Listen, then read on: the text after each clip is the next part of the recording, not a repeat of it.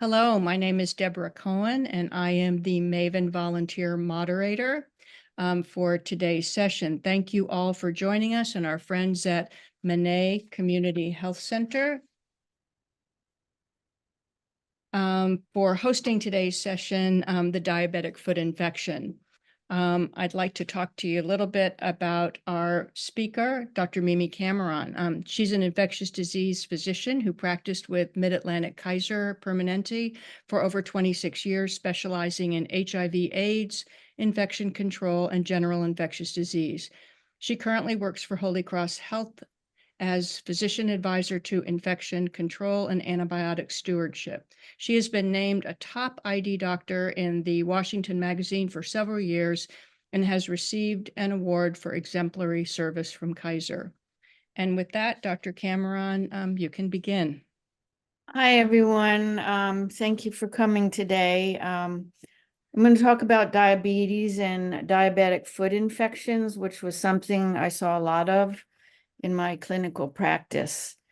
I have no relevant financial relationship to discuss, but I do need to discuss that we have some support of MAVEN by Novo Nordisk.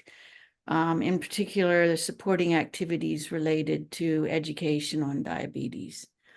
Accreditation is through the Accreditation Council for Continuing Medical Education. This talk will count for 1 hour under AMA PRA Category 1. So the objectives of this talk, and I'm sorry, the sun is hitting me in the eye, is to review the epidemiology of diabetes in the United States, identify key risk factors for diabetic foot infection, demonstrate proper techniques for conducting a diabetic foot exam, assessing patients for signs of infection, and learn different treatment modalities for infection.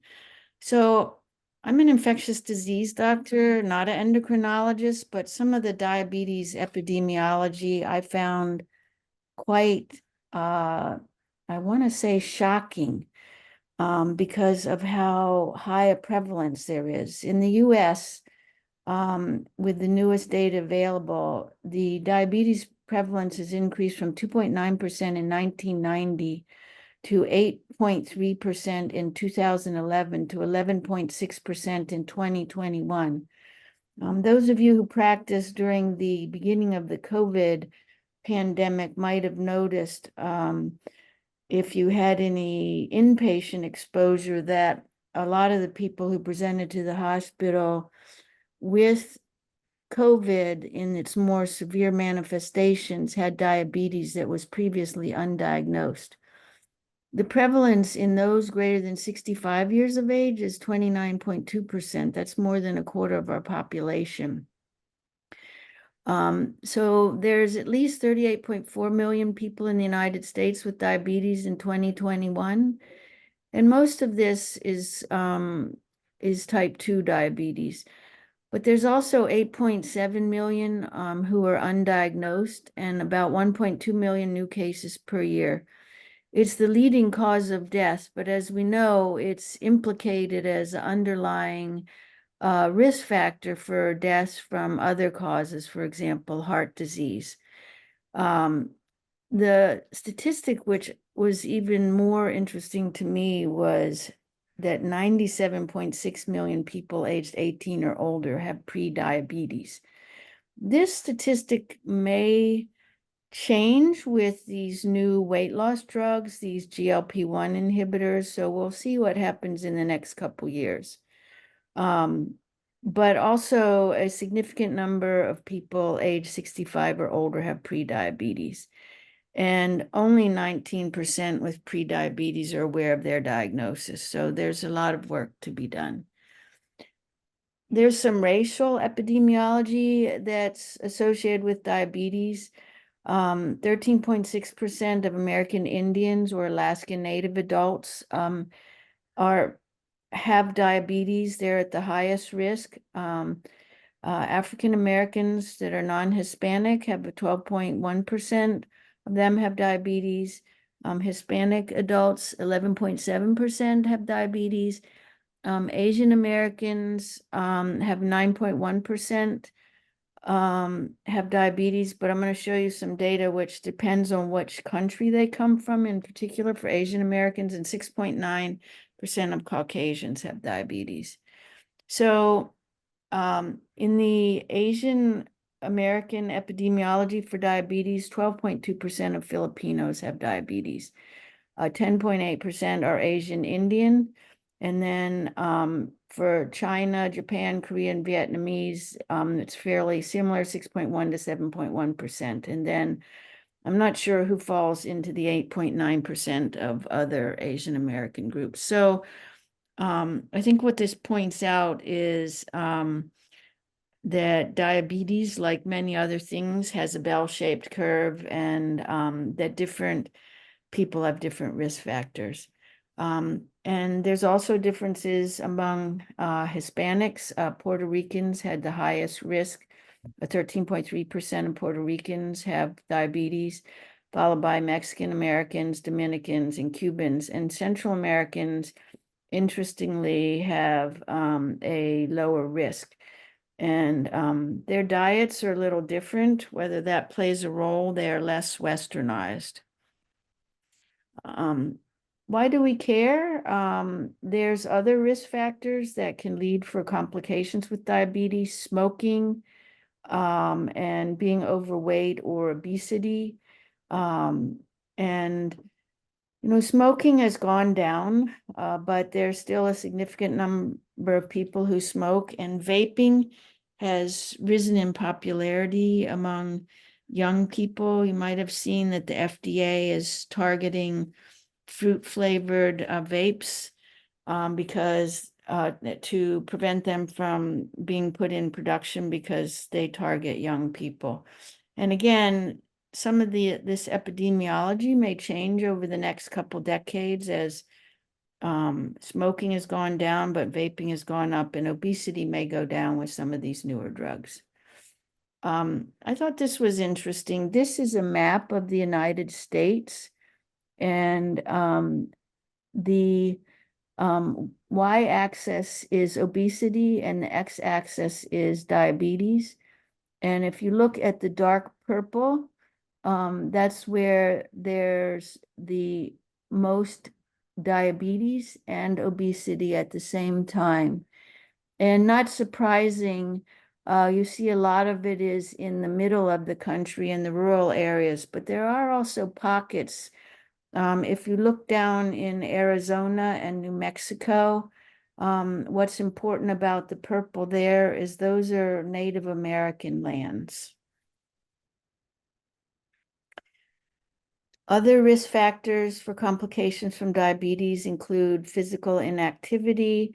About 32% of people with diabetes are inactive. About 80% have high blood pressure, which is also a risk factor for complications. High cholesterol also increases risk of complications from diabetes, and you can see that there's a significant number of people with diabetes who have high cholesterol. If you have a hemoglobin A1C that's higher than 7, there's increased risk factors for complications. I don't know what the highest hemoglobin A1C I've ever seen is. I think it was 14, but I have heard of higher. Dr. Cohen, as a pediatric endocrinologist, probably at the end could tell us what her highest that she's seen is. Diabetes is expensive.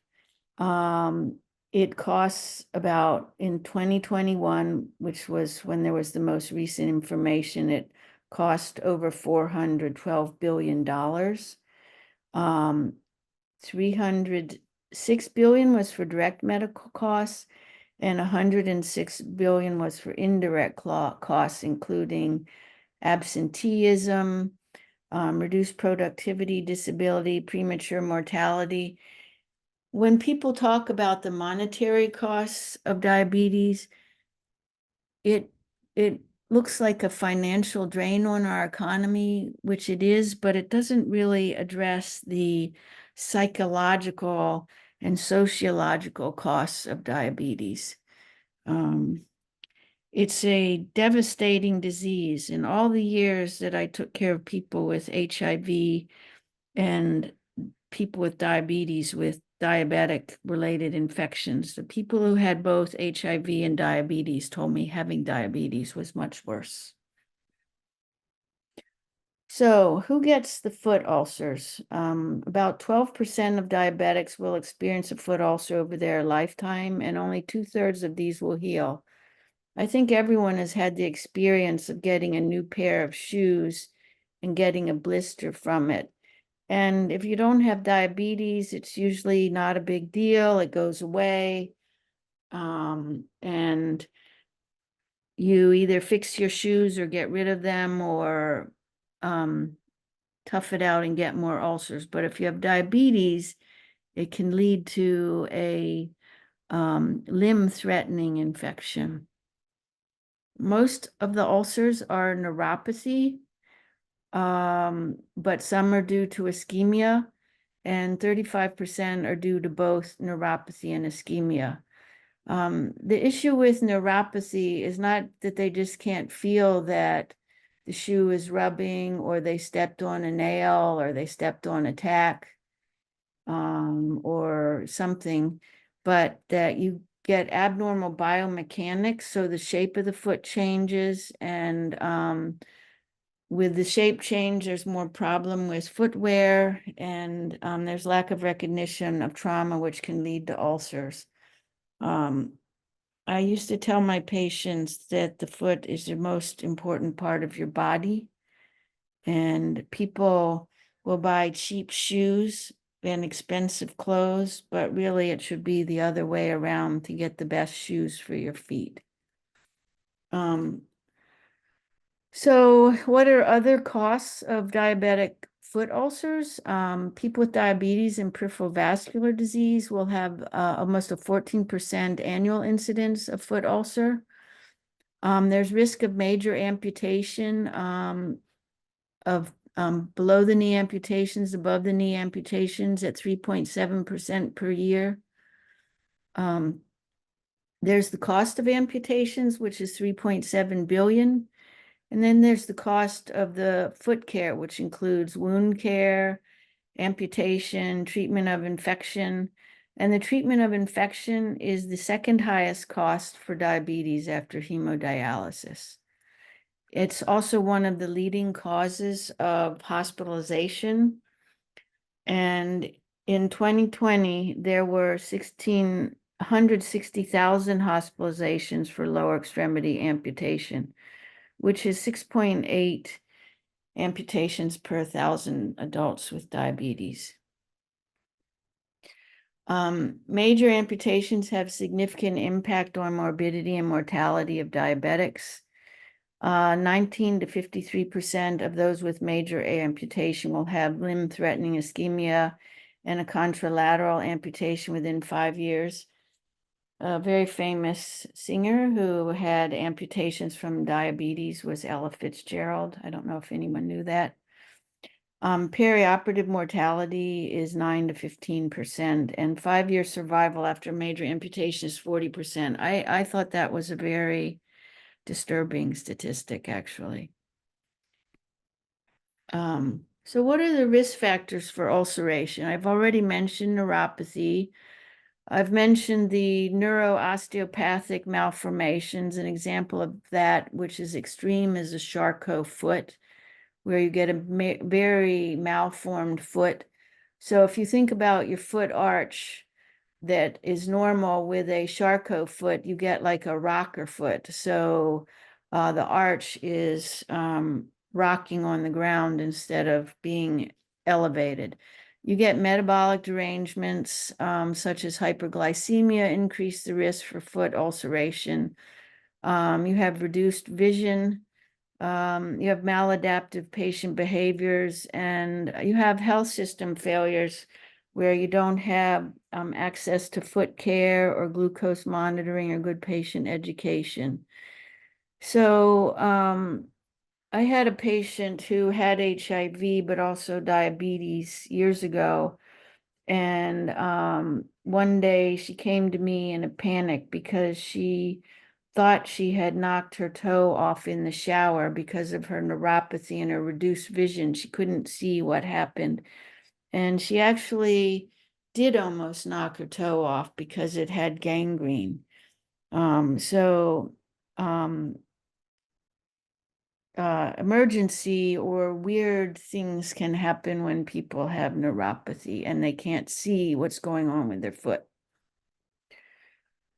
So neuropathic ulcers are of three types. There's motor neuropathy, a sensory neuropathy, and autonomic neuropathy. And most ulcers have some component of one of these types of neuropathy. And one way to test is with monofilaments. Monofilaments are flexible plastic. They're about as thick as a safety pin, and they're useful for testing for neuropathy. But if you don't have one, and they're disposable, you shouldn't use them on more than one person. If you don't have one, you can do some reasonable testing using a Q-tip. You can use the cotton part to test for soft sensation, and you can break the Q-tip or use a tongue depressor and break it in half and use, make sure the point is not so sharp you're going to stab the patient, but you can use the sharp end to do testing. Peripheral vascular disease is important. Part of a foot exam is to do a vascular exam because peripheral vascular disease can lead to non-healing ulcers and it increases the risk of amputation. Peripheral vascular disease increases with increasing age with or without diabetes. If there's infection, it can also cause local arterial dysfunction, and it increases the risk of relapse of an ulcer. So how do you assess a wound? You want to assess the size. We use disposable measuring tapes in our clinic, and instead of using a whole measuring tape and throwing it away, because again, you can't reuse it in case there was infection, I would just tear off a part and measure. I would use the wooden end of a Q-tip to measure the depth. You can also use that end to probe for bone if you tap down.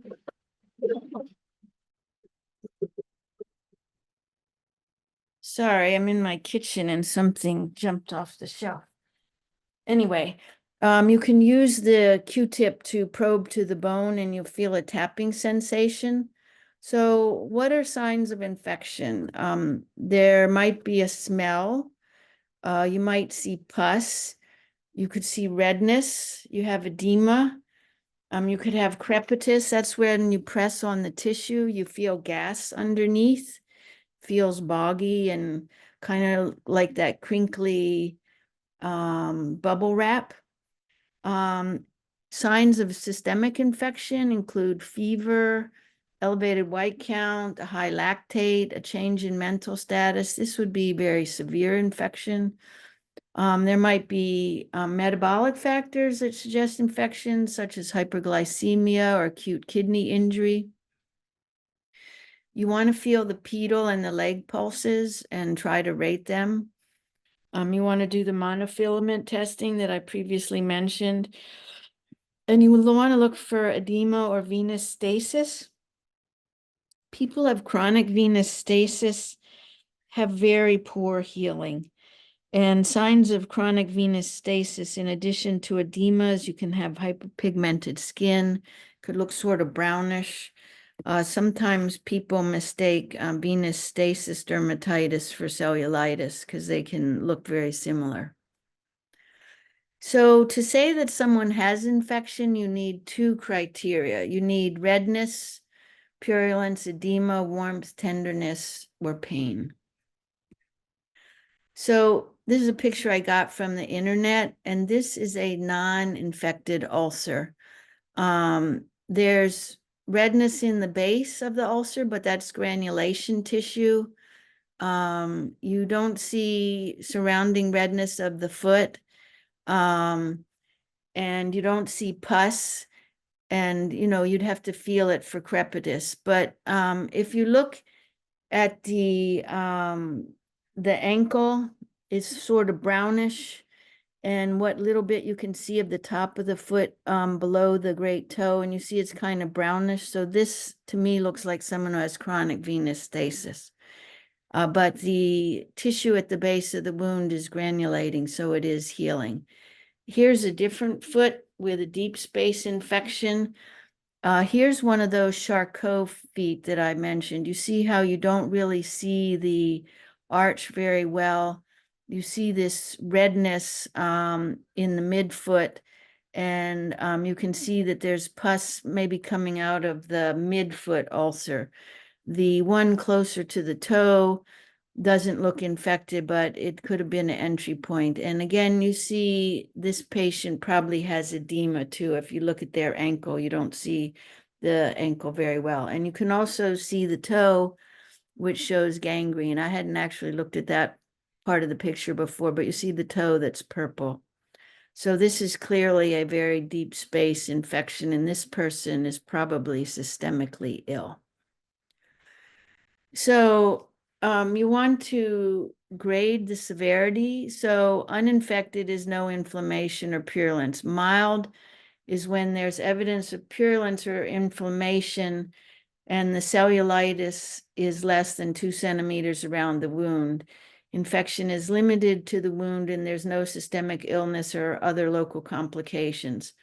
Moderate would be where there's the same evidence as for mild, but the cellulitis has extended. There's lymphangitic streaking. There may be deeper infection into the fascia, the muscle, the tendon, or the bone. There may be an abscess or gangrene, but there's no systemic illness. And then severe infection is when you have systemic illness. Now, I don't know who made this scale. I know of nobody who uses this scale. You either say it's infected or not, they're systemically ill or not. And when we talk about treatment, it's whether they need debridement or not. So there is this scale. If it's useful, use it. If not, just make a decision that you have an infection, and then you can decide what level of treatment is most appropriate.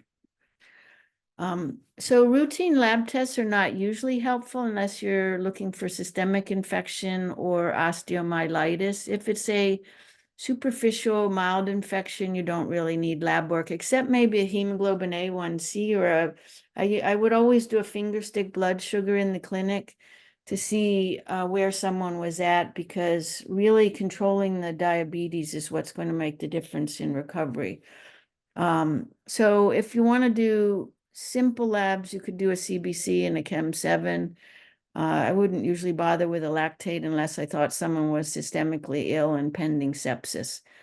You can do a SED rate and a CRP if you're assessing for inflammation. A procalcitonin is less useful. You could do blood cultures if someone is septic. So that's when you would want to do them. You could do an aseptic curette or biopsy for a wound culture. A superficial culture is not inadequate and doesn't usually reflect deeper infection. Even if you squeeze pus out, if they have bone infection, it might not reflect what's in the bone. So bone cultures or either done percutaneously, which would be done by a podiatrist, and I know of no podiatrist who would do cultures that way. They usually would do surgical cultures, or the gold standard. The only organism which could grow from a draining sinus, which might reflect deeper infection, is Staph aureus for chronic osteomyelitis. So to collect the specimen, you don't want to culture uninfected specimens. They're going to grow something. The skin is the biggest organ in the body, and we have a microbiome. And if you have an open ulcer, it could grow anything, and particularly you'll see a lot of gram negatives in it, gram negative rod. So don't culture an uninfected wound. And if you can get frank pus, maybe it's helpful to do a culture, but it's unnecessary in mild infection. But you would want to clean and debride the lesion before you obtain a specimen for culture. And this is where working with other colleagues is going to be helpful. And I'm going to get to that in a minute. So if you can, if you need a culture, take it from the debrided base. Avoid swabbing undebrided ulcers or wound drainage in general. And needle aspiration can be helpful, but the problem with needle aspiration is the pus usually gets clogged in the needle. And you want to identify where the sample is from. So what kind of pathogens do you see? If you have cellulitis without an open wound, it's usually beta hemolytic strep or Staph aureus. It's not usually methicillin-resistant Staph aureus, so you don't need to worry about that when you're thinking about your treatment. If it's an infected ulcer and they haven't been on an antibiotic, it would be it's the same organisms. If it's a chronically infected or ulcer, then you're more likely to have the gram-negative rods, the Enterobacteriaceae. And if it's an ulcer that's been macerated because of soaking, then Pseudomonas can be found there. People say that Pseudomonas smells like grapes. I never thought it smelled like grapes, but it stinks. Anaerobes also stink. Hot tubs can be a source of Pseudomonas. People stepping on a nail through their sneaker can also have Pseudomonas. So those are the kind of situations you would think about Pseudomonas. If you have an ulcer which is non-healing for a long time, then you are more likely to have the Pseudomonas, the gram-negative rods, Enterobacteriaceae. You still have Staph aureus. You can have Enterococci. And then a stinking foot is where you have mixed aerobic and anaerobic organisms. So I had a patient, she still has her feet. This is 5 years after I've retired from Kaiser. I took care of her probably 5 or 10 years along with the plastic surgeon. And she has had chronic wounds on her feet, including Pseudomonas and methicillin-resistant Staph aureus. But the important thing is she still has her feet. You can do radiographic assessment. You can do plain x-rays where you could see periosteal elevation, bone destruction, mixed lucency or sclerosis. I think I have a picture where I can show that.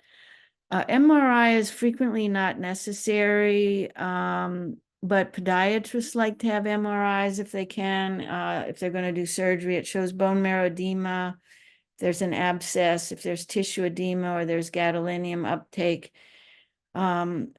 Newer things are PET scans or SPECT scans. They're extremely expensive. I don't recommend them in general for a diabetic foot infection. Indium labeled white cell scan is where you take the patient's white cells, you label it with indium and you inject it, and it goes to places of inflammation, and it's not in much use anymore. A bone scan is not usually diagnostic because it can be positive if someone has cellulitis, not just bone involvement. And all radiographic studies may be difficult to interpret in the setting of Charcot foot. So here is an X-ray, and if you look at the great toe, if you look at the tip of the great toe, you can see that it looks very wispy, and that's because there's bone destruction. If you compare it to the tips of the other toes, you don't see a good outline of the bone.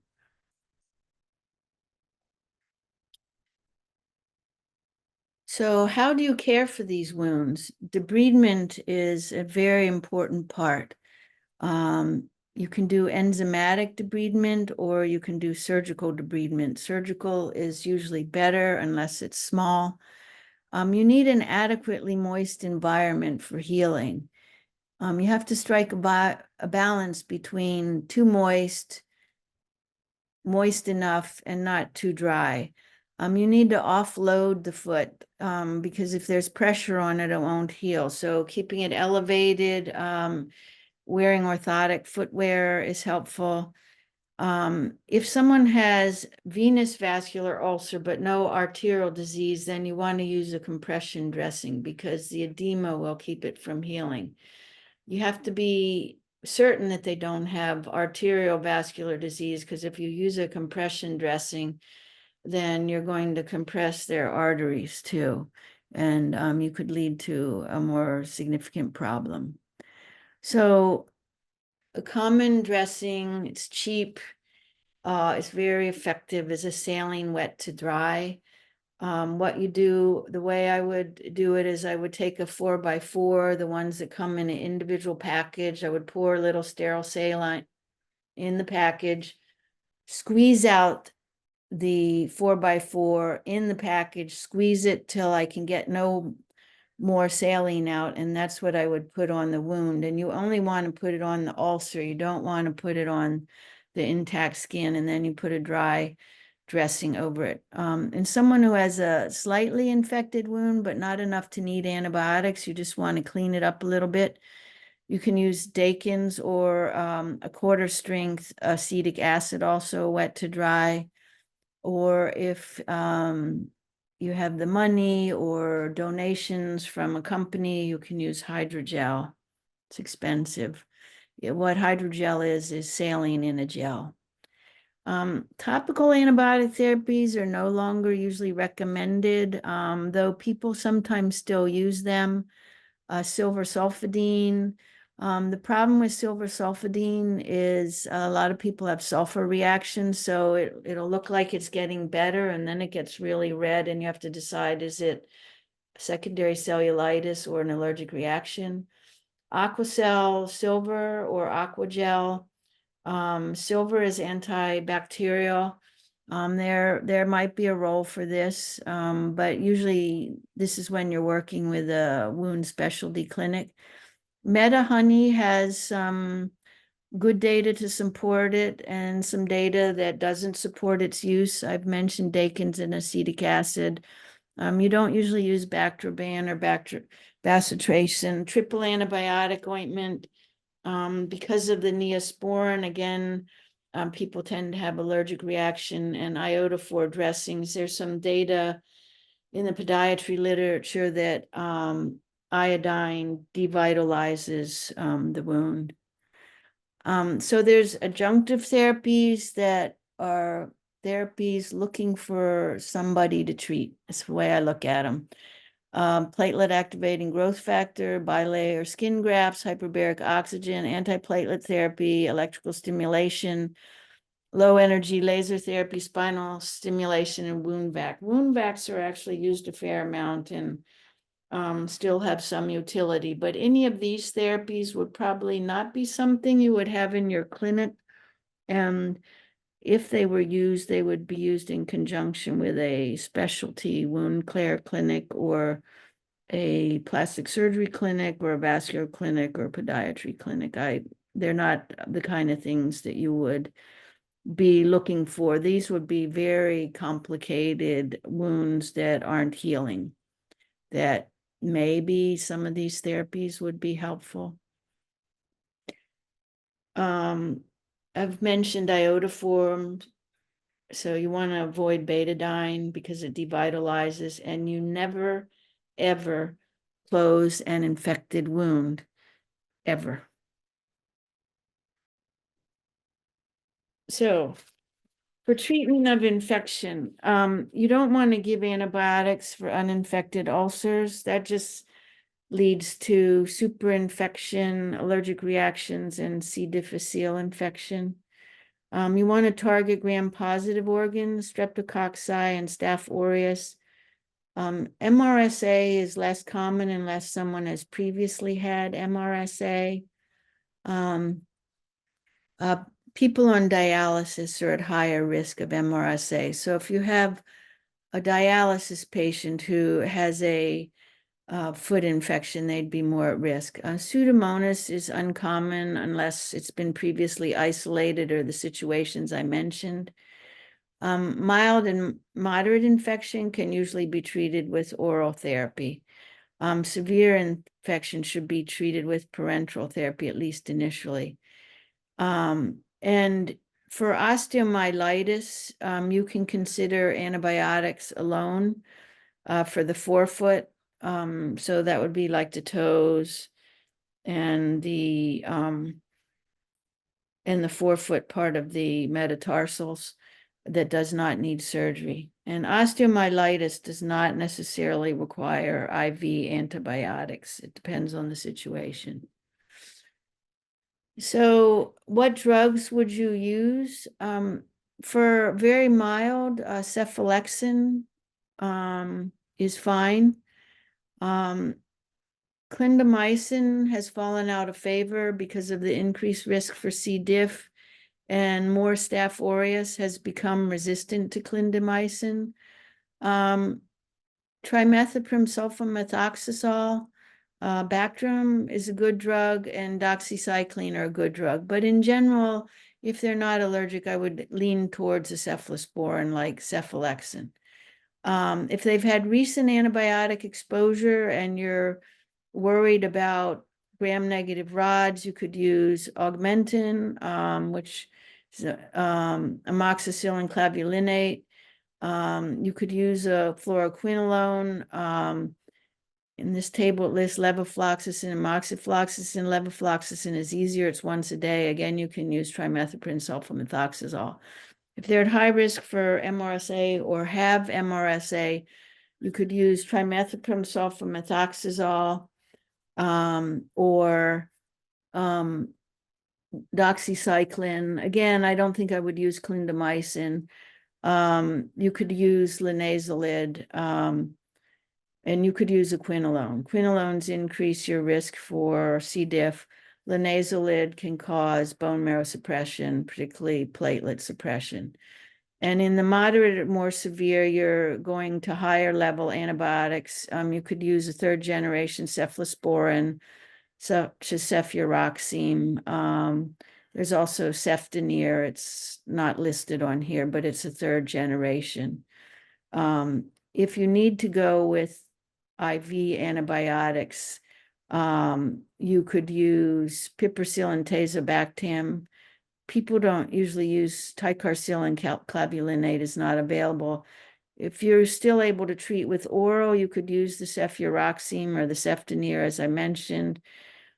Sort of a last choice would be a carbapenem. And again, this would be IV. The only one you could feasibly give in a clinic, but it's quite expensive, is ertapenem because it's once a day. And if they have an ischemic limb or necrotic limb, then they need hospitalization and they need those more aggressive antibiotics.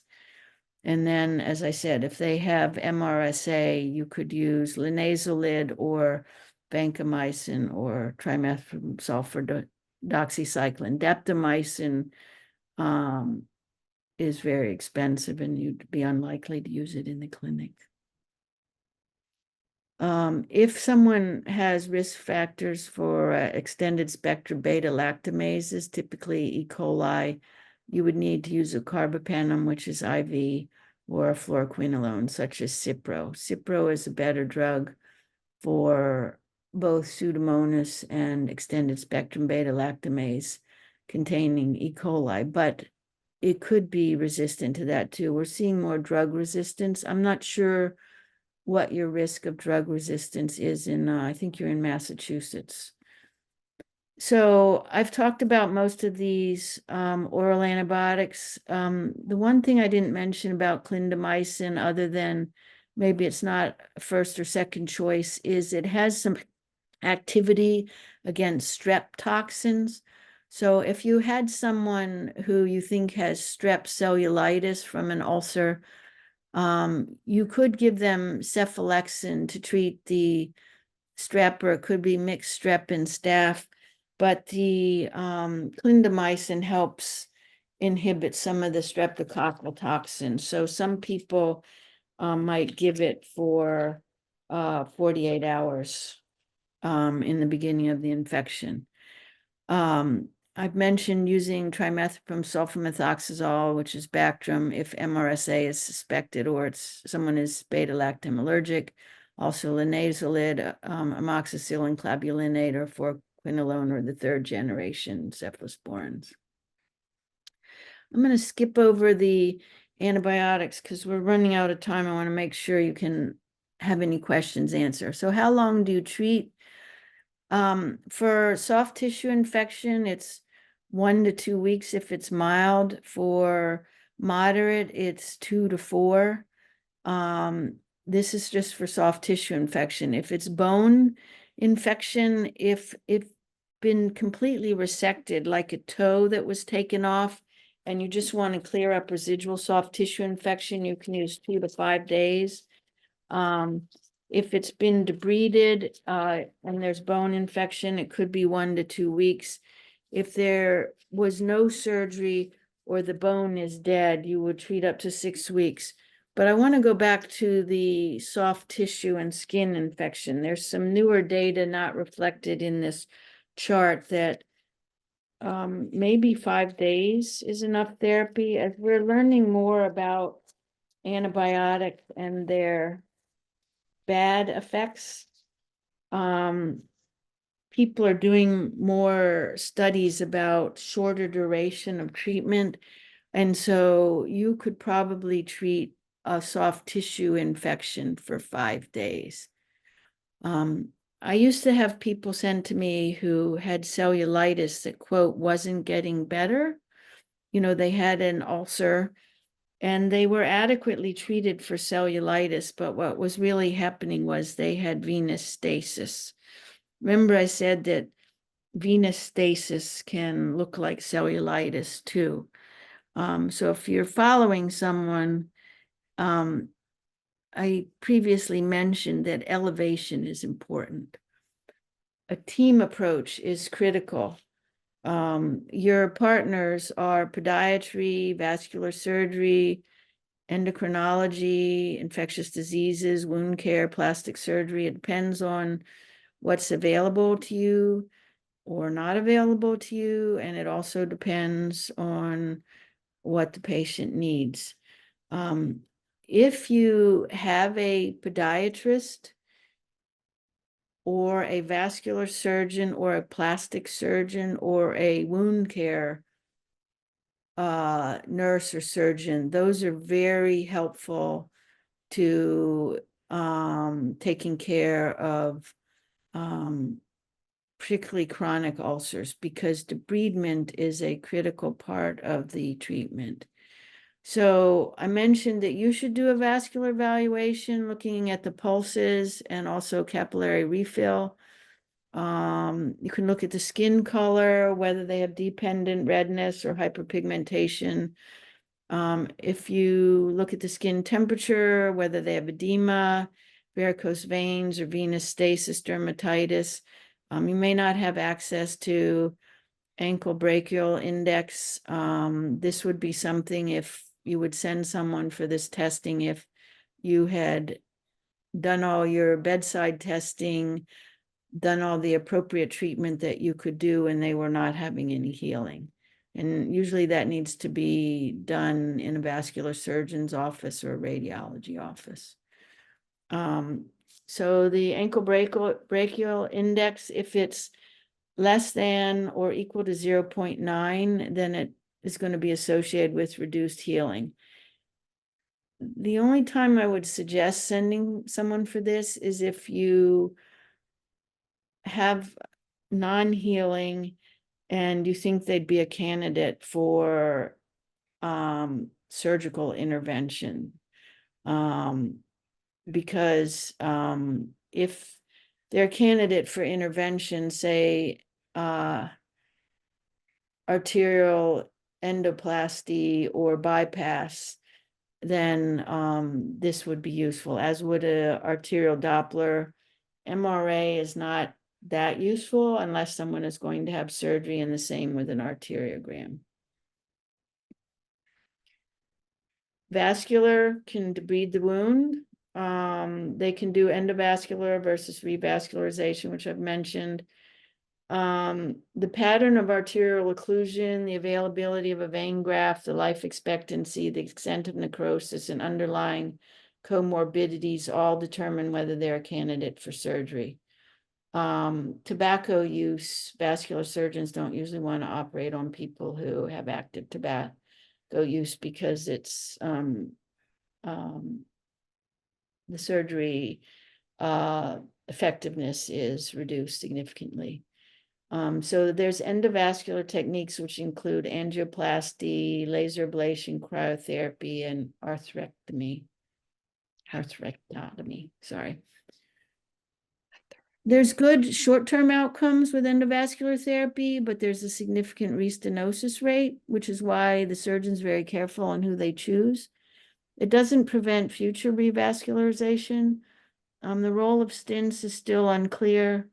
Revascularization may have better long-term outcomes, including leading to palpable pulses and wound healing. Other surgical intervention is sharp debridement. This can be done by podiatry, a wound care surgeon, a plastic surgeon, even a vascular surgeon, depending on their expertise. Irrigation, toe or ray amputation. Usually if there's infection, you close by secondary intention. Remember I said no closures of infected wounds. What's less helpful is what's called delayed primary closure. This is, for example, where there'd be a ray amputation. So they would take a toe and the metatarsal, and then they would delay the closure until there was no evidence of infection. A guillotine amputation is used when someone is septic and has acute renal failure, hypotension, their mental status is obtunded. I mean, they're at high risk of multi-organ failure, and you do a guillotine amputation to get rid of the infected foot or part of the leg. And you don't do the full amputation because you would not get good healing at that point. So the goal is really to cut the infection off the body so that the patient will survive. If someone has dry gangrene, the toe will usually auto amputate. You don't need to do surgery. It'll fall off on its own. Sometimes podiatrists try to repair Charcot foot. It doesn't work that well. They might remove extra pieces of bone, which are causing pressure points leading to ulcers. They can do flap repairs or skin grafts. So medical intervention, which is more what you'll be doing, you want to control the metabolic factors, hyperglycemia and hyperlipidemia. Smoking cessation is critical. Tobacco doesn't only cause atherosclerosis. It also causes vasospasm, which helps prevent healing. You need to control hypertension, congestive heart failure. You need good nutrition, good protein nutrition for healing. Obesity is more difficult to control. Non-healing ulcers need biopsies. Sometimes a non-healing ulcer could be a basal cell cancer or squamous cell. Could be pyoderma gangrenosum, which needs to be treated a completely different way. Could be a drug reaction or an autoimmune disease. So there's prevention. I used to counsel my diabetic patients to look at their feet every day, including using a hand mirror to look at the underside, to also apply an emollient and to wear appropriate shoes at all times and avoid trauma to the feet. If they can't look at their feet themselves, hopefully they have a spouse or a partner who would be willing to look at it for them. They should have early evaluation when they have a callus or blister or an ulcer. A callus can hide an ulcer underneath it, so you need to usually unroof the callus. Diabetes control, I've already mentioned, smoking cessation, and compression dressing or support stockings are important for venous stasis or edema. What is our role as healthcare providers? Education, help with their diabetes control, control their other comorbidities, talk about smoking cessation, give them appropriate treatment for that, and management of venous and arterial and vascular disease. There's a lot of barriers. Health literacy is a big barrier. Inadequate or no health insurance, difficulty accessing healthcare, inadequate education, and insufficient preventive care. So you provide a great service to your community with your clinic. And the hospital I work at, we have a similar clinic, but the difficulty is when you need a specialist, when it's a little bit more complicated than what you're able to do there. So that's where the difficulty in accessing healthcare is critical. So my take-home points are: examine your diabetic patient's feet at every visit. Teach your patients to examine their feet daily. Do a comprehensive foot exam and simple labs. And a simple radiograph is usually enough to make a diagnosis. Exposed bone, I didn't really focus on this, but exposed bone usually, but not always, means there's underlying osteomyelitis. Use a multidisciplinary approach to diabetic foot ulcer treatment. Only use antibiotics for infected ulcers, cellulitis, or osteomyelitis. Base your antibiotic choice on your initial possibility of what the organisms are. Narrow your antibiotics once you have culture data. Use the shortest duration necessary, and wound care is critical. And control of blood sugar and the other comorbidities is critical. What questions do people have? Let me first thank you for this really straightforward and very practical talk. Thank you very much. I especially appreciated how you recognize how devastating a condition diabetes is. And I also loved your comment about buying more expensive shoes than clothes, which for, for those people who can afford it is a great idea. We have a comment on the chat that we had a patient together with an A1C over 20. So that beats anything I've ever seen. And the first question is, what if you have both venous and arterial insufficiency, compression or no compression? No compression, elevation, but no compression. And that is someone who might ultimately need referral to a vascular surgeon because of the arterial insufficiency. Okay, thank you. But an important thing about that is if you feel no pedal pulses, you're not going to get healing. I didn't actually delineate that, but if you don't feel pedal pulses, but you can feel a popliteal pulse or a femoral pulse, you're going to have a very difficult time with healing. And that is someone I might try to refer earlier to a vascular surgeon if you have no pedal pulses. Okay, thank you. Another question. Let's see, will we be getting slides after survey completed? Yes, you will. And what antibiotics do you use if treating Pseudomonas plus staph? That's one question. Well,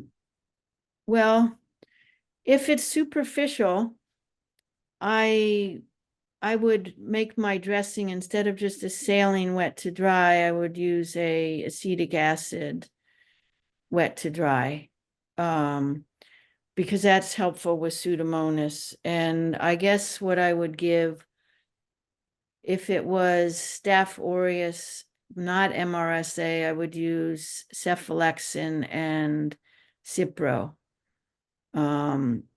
Or, thinking of making it easy, you could Levaquin can treat Staph aureus. It's not the ideal drug, but you could use Levaquin alone so that you have options. I may have confused you. So Levaquin alone is one possibility, or Cipro and cephalexin you could use. Okay. Is cephalexin sufficient for HIV positive patient? Sure, why not, unless they have MRSA. Okay. And they're not necessarily at higher risk. But if you have a patient who's had a lot of skin boils and then they have a diabetic foot infection, then maybe they have MRSA. But I would want a culture to be sure about that. You could use trimethoprim sulfamethoxazole if you thought they had MRSA. And if they had AIDS, you'd be giving them pneumocystis prophylaxis at the same time. Just trying to get two uses out of one drug. Okay. This may be the last question. Is there a period of time during the day to keep the ulcer open to air, taking off the wound wrap to allow for oxygen exposure while elevated to allow for faster healing? I don't know of data for that, and my concern is it would dry it out. You know, the 4x4s or 2x2s are permeable to oxygen. So I don't think that would make a difference, but it might dry it out, and too dry a wound will not heal well. One of the purposes of the wet to dry, I didn't actually say how often to change it. One of the purposes of the wet to dry, the reason it's called wet to dry, is when it dries and you pull it off, it helps to superficially debride the wound. So changing it twice a day, or for really certain wounds might need 3 times a day, but that actually helps debride the wound, if that makes sense. When the dressing is a little bit dry on the wound, when you pull it off, it pulls off the dead cells. But I'm afraid that if you let it dry out, to quote, give it oxygen, it would dry out too much. Okay. She says that does make sense to her, and you've got lots of kudos for an excellent presentation, and there are no more questions, so I think we'll go ahead and stop recording.